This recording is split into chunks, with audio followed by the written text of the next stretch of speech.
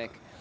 Up next we have Alec Rosen, who has worked with some of the biggest PR firms and some of the biggest brands in the world, and is now working in a much smaller environment. As he started his own boutique PR firm, so to speak. And sitting here today, listening to a lot of the presentations were brilliant, but I really enjoyed the questions after everybody's presentation.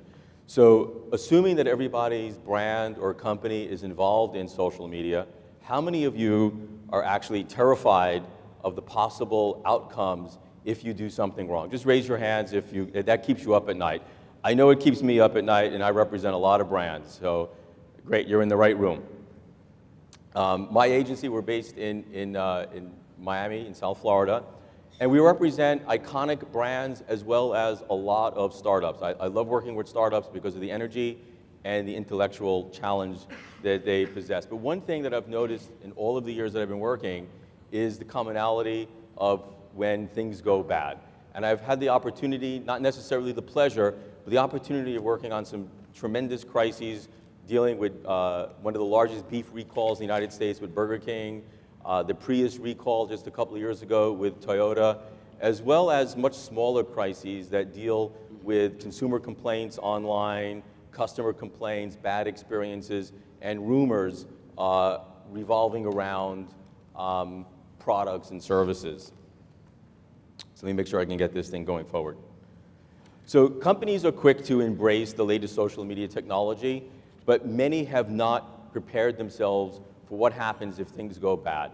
One of the things that we counsel our clients with before making the leap into social media, assuming they don't already have their Facebook page and their Twitter page, but really proactively marketing, is have a plan in place, have a set of protocols so you know the road map of what you're going to follow. And the rest of this presentation is really going to talk about what causes a crisis, what is the social media ethos, how do you respond, how do you monitor, and how do you escalate within your internal teams to deal with these threats, which some are very minor and benign, such as a customer complaint.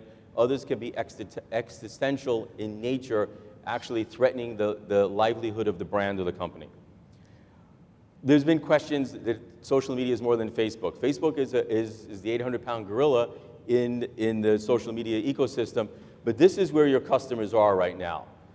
This sunburst, it's called The Conversation by Brian Solis. If you Google it, you'll really be able to download and see all the different areas where your customers are currently playing right now, where they're interacting, whether it's social with music, social micro-blogging with Twitter, interacting with friends and fans on Facebook, or sharing photos. This is the ecosystem where your customers are today. Whether you're there or not, they are.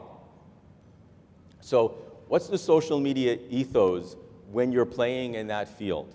And you've heard a lot of other speakers already today speak about the need to be transparent, the need to be honest, the need to respect the community and be unselfish. Being unselfish is not just talking about me, and my product, but really communicating more with the community.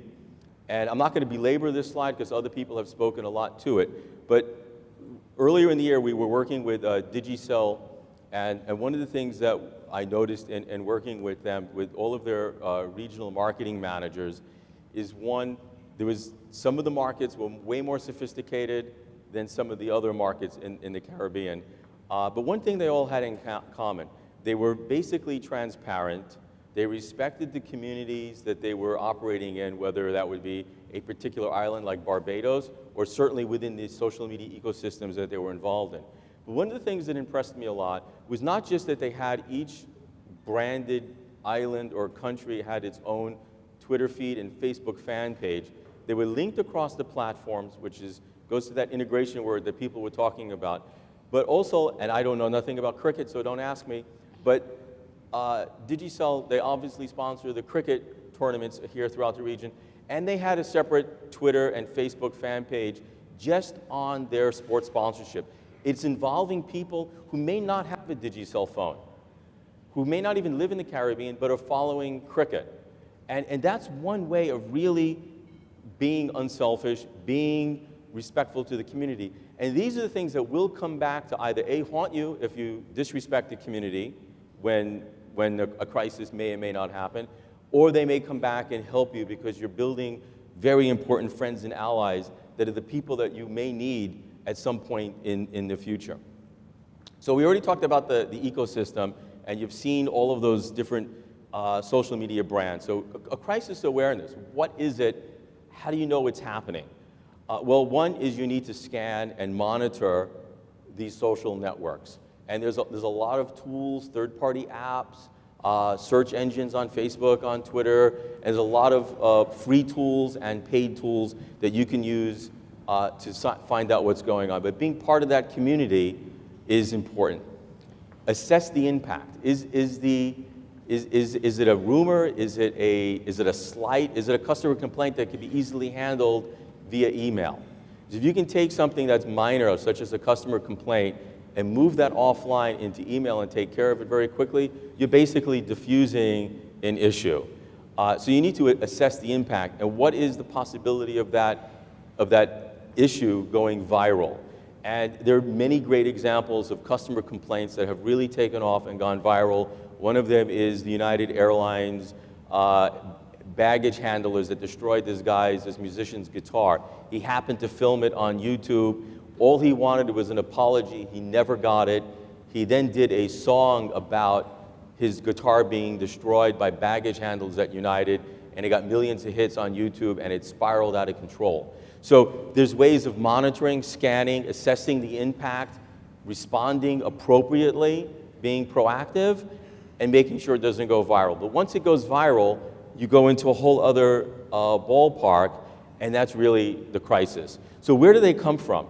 This slide here looks at that the crises originate nearly evenly across 5 social media platforms, and we don't need to be a rocket scientist to understand they're going to be coming at you from either Facebook, Twitter, YouTube, your community, meaning a cross-platform of your community, bloggers, whether it's a bad review or something, if you're in the travel and tourism business, those things could happen from there. But this is kind of the ecosystem where they can emanate from. So what are the causes? You can put them into 3 buckets. Threats that can really threaten the brand, and they're rare. Rumors that are started on a product launch or on anything that can start a rumor. And customer